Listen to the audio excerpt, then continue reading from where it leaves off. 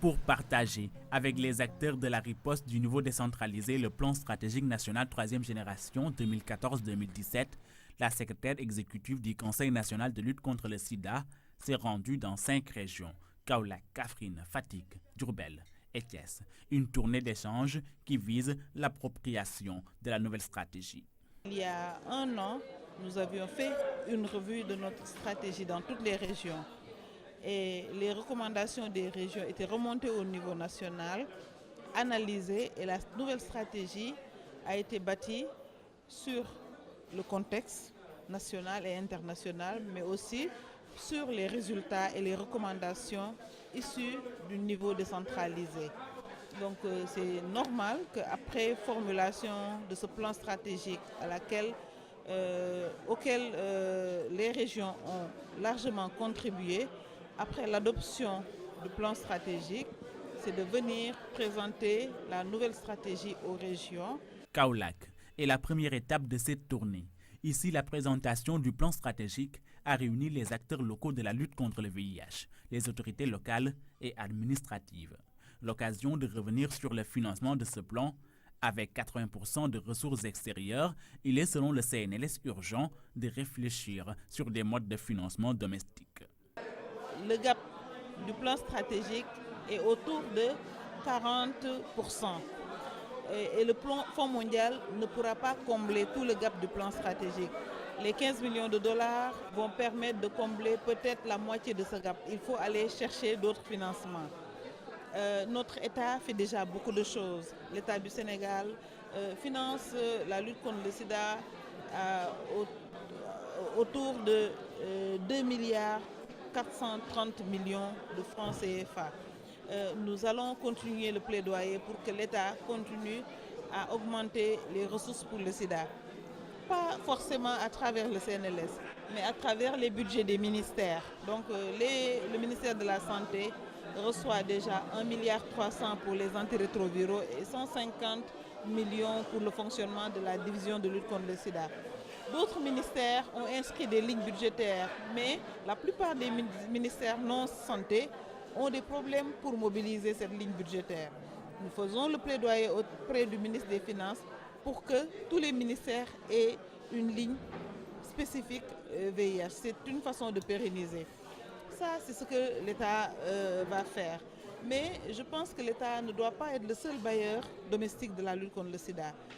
Nous avons tout à l'heure fait un grand plaidoyer en direction des collectivités locales pour qu'ils puissent accompagner la lutte contre le sida à travers leurs fonds de dotation, mais ou bien qu'elles inscrivent carrément une ligne VIH dans leur nomenclature budgétaire. Je pense que ça, c'est un grand enjeu. C'est un grand enjeu pour la pérennisation de la lutte contre le sida. L'autre source, c'est le secteur privé. Il y a un grand potentiel. Nous avons décrit des cibles, par exemple les orpailleurs, et nous savons qu'il y a des sociétés minières qui travaillent avec ces cibles, qui peuvent, dans le cadre de leur responsabilité sociétale d'entreprise, donc appuyer le financement de la lutte contre le sida. Dans la capitale du Saloum, le taux de prévalence est de 1,1% et se situe légèrement au-dessus de la moyenne nationale. Ceci est lié à sa situation de carrefour de voyageurs. La région fait partie des zones et espaces de vulnérabilité ciblés par le plan stratégique, même si au niveau local, la riposte est bien organisée. Kaolack a un point fort parce que la disponibilité en ARV, en médicaments contre les IO, mais aussi en CD4 est une disponibilité qui est bonne. Je pense que l'ensemble des laboratoires qui sont au niveau de Kaolack offrent le CD4, mais l'ensemble des structures de santé aussi présentent une bonne disponibilité en ARV et en médicaments contre les infections opportunistes.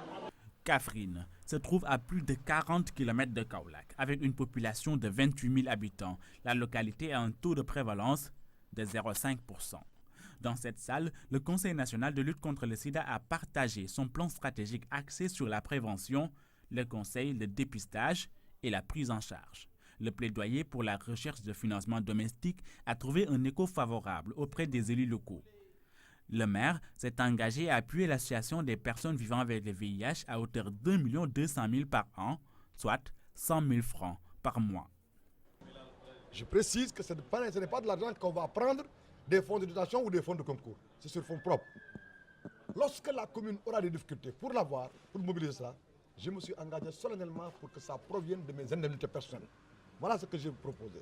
Deuxième chose, je voudrais demander à la nouvelle secrétaire exécutive nationale du CNLS, Madame le ministre Safiatou Thiam, dont j'ai salué l'humilité et la modestie. J'ai voulu qu'elle propose dans les meilleurs délais une rencontre avec l'ensemble des collectivités locales, les départements et les régions, les départements et les communes.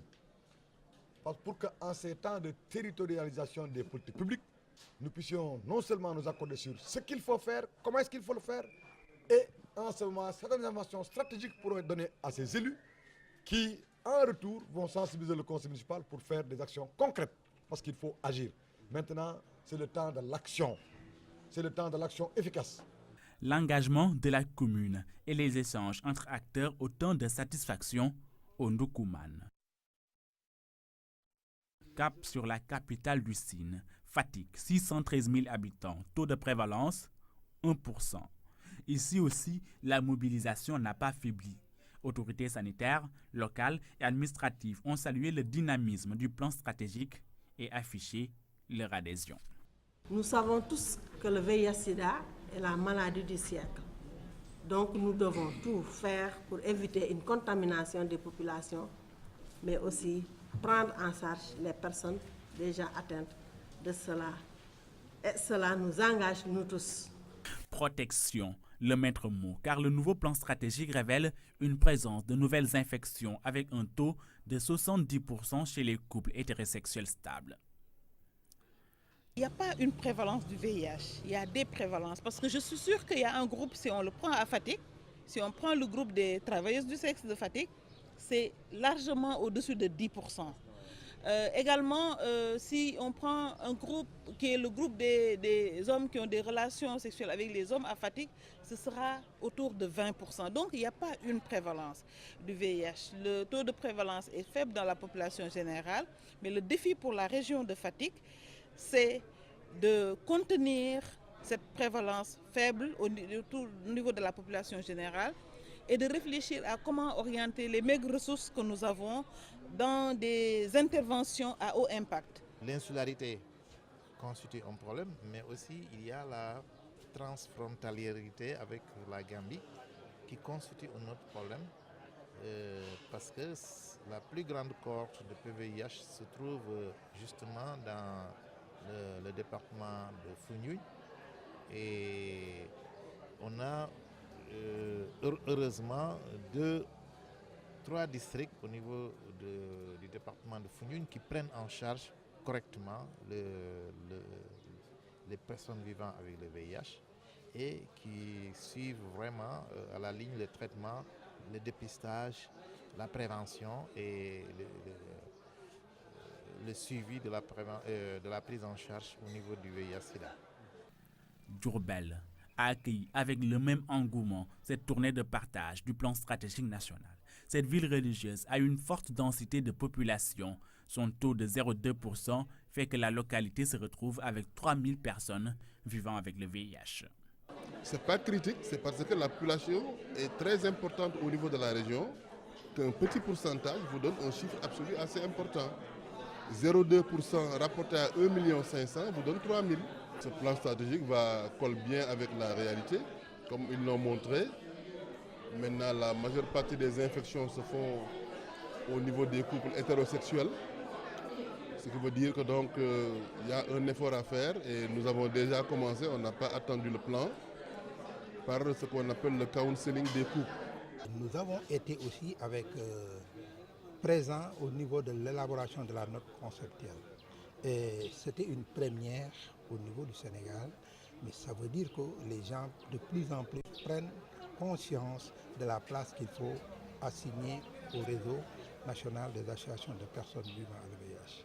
Et je pense qu'il reste encore une autre étape extrêmement importante, le moment de la négociation, et nous souhaitons qu'au moment de la négociation, on puisse être présent parce qu'il y a des choses, personne ne peut le défendre que nous.